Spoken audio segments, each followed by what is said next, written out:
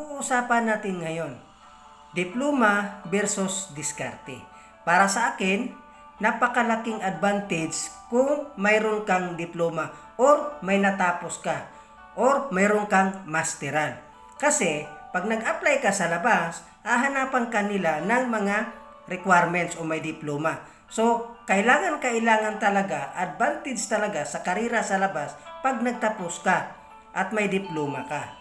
Kaya lang, kung malaki ang pangarap mo, gusto mo makabili ng magandang bahay, makabili ng sasakyan, hindi garantiya ang iyong diploma. Alam nyo, ano ang dapat? Dapat madiskarte ka. So, may diploma ka na, may diskarte ka pa.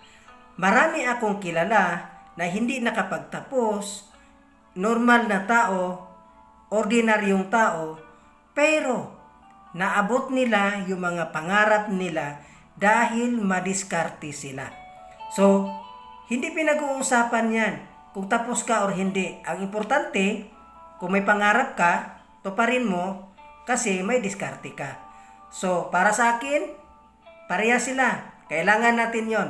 Bukod na may diploma ka, dapat may diskarte ka. Yun lang.